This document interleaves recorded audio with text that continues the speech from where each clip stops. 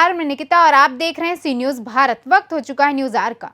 हरियाणा के रेवाड़ी में पुलिस की गिरफ्त में खड़ा ये बदमाश राजकुमार उर्फ झोटा रेवाड़ी का नामी गैंगस्टर बदमाश है, जिसने 22 जून की शाम सरेआम बीच सड़क पर दूसरे गैंग के सदस्य विकास पर अंधाधुंध फायरिंग कर उसको गंभीर रूप से घायल कर अपने साथियों के साथ फरार हो गया था।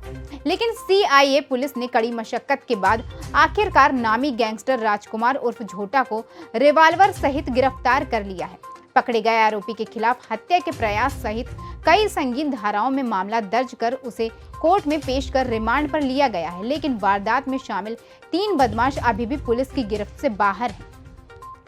इस मामले में प्रेस वार्ता कर पुलिस उपाधीक्षक सुभाष चंद ने बताया कि पकड़ा गया आरोपी राजकुमार उर्फ झोटा पर अलग अलग थानों में करीब 42 आपराधिक मामले दर्ज हैं।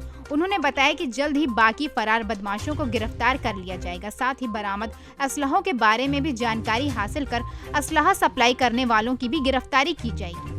वहीं रेवाड़ी की धारूहेड़ा पुलिस भी राजकुमार को रिमांड पर लेकर एक शातिर साइबर अपराधी की धरपकड़ की, जो लोगों से साइबर ठगी पर उनकी रकम को ऐंठने का काम करता था। ये शातिर अपराधी कई लोगों के अलग अलग बैंकों में खाते खुलवाकर उनमें लेन देन करता था। इस पर पुलिस उपाधीक्षक सुभाष चंद ने बताया कि उन्हें धारूहेड़ा के रहने वाले हिमांशु नाम के शख्स ने शिकायत देकर बताया कि सुमित नाम के बिहार निवासी एक व्यक्ति ने उसका एक बैंक में खाता खुलवाया और कुछ दिन बाद उसमें करीब 15 लाख रुपए की ट्रांजैक्शन की गई।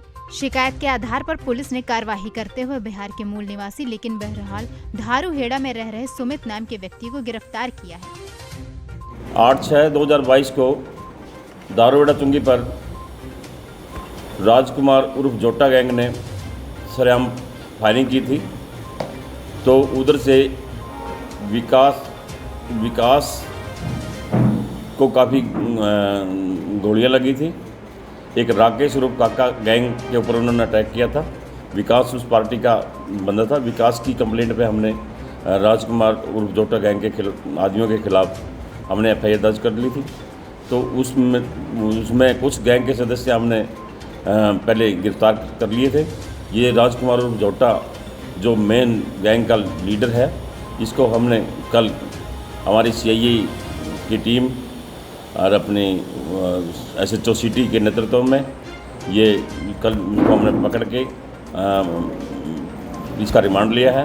रिमांड लेने के बाद इससे हम पूछताछ करेंगे भाई इसके बाकी और सदस्य कौन कौन हैं, कहाँ छुपे हुए हैं और जो इसने असला यूज़ किया था उसी के बारे में हम पूछताछ करेंगे।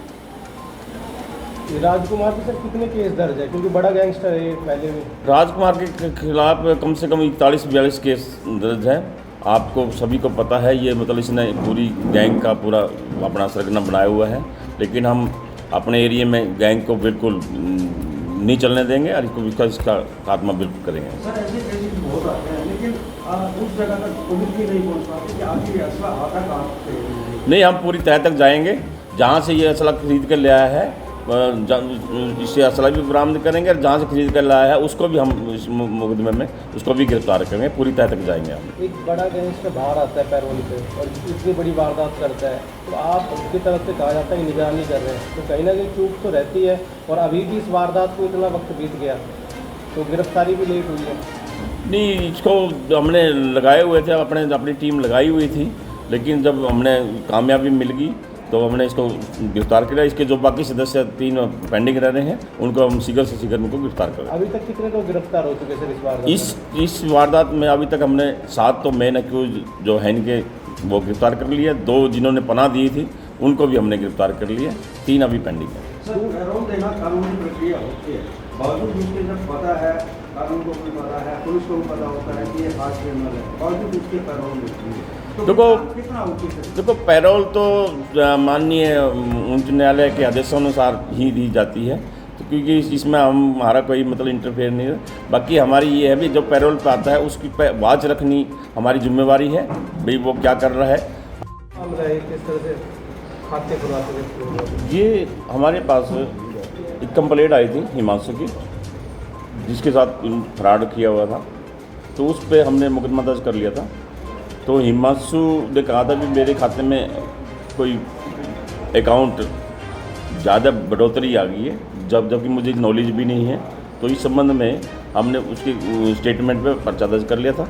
जो बाद में हमें पता लगा अभी उसके स्टेटमेंट वगैरह रिकॉर्ड वगैरह जाना, तो सुमित नाम का लड़का जो है जिसको हमने गिरफ्तार किया है, तो उसने ही अकाउंट खुलवाए थे और कम से कम 14-15 आदमी के अकाउंट में 15-15, 20-20 लाख रुपये उन्होंने ट्रांजैक्शन की हुई है।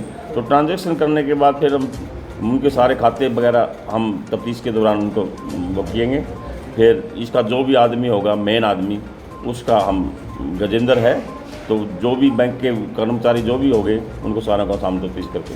अभी तक कितने लोगों की इन्वॉल्वमेंट आई है सामने? अभी तक तो हमारे पास तफ्तीश में सुमित को ही हमने गिरफ्तार किया। सुमित से पूछताछ करेंगे, पूछताछ के बाद जितने भी इन्फॉर्मेंट आएंगे आपको। मेन गजेंद्र है जिसके सारे पूरा। हाँ, गजेंद्र के कहने से इन्हें सुमित ने ये काम किया है। तो ये खाता इसने शिकायत करते इसने खुद खुलवाया था, इसके पीछे से इसके डॉक्यूमेंट लगा के खाता खुलवाया गया था? नहीं, इससे डॉक्यूमेंट ले लिए थे भी तेरा खाते अकाउंट खुलवा देते हैं। बाद में फिर ट्रांजैक्शन का इसने नहीं पता था भी मेरे अकाउंट में ट्रांजैक्शन आई।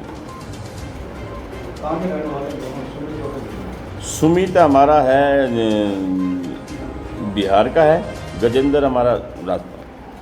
क्या मानते हैं सर, बड़े लेवल पे बड़ी मात्रा में पैसों का लेन देन हुआ, लाखों रुपए जैसे आप बता रहे हैं, तो कहीं ना कहीं से ठगी की होगी शायद, इस तरह से ट्रांसफर हुआ? हाँ, ठगी तो जैसे आजकल मेन किसी से भाई तेरी लॉटरी निकल गई है, तेरा ये करोड़पति के से कोई वो हो गया है, ऐसे लोगों को गुमराह करते हैं।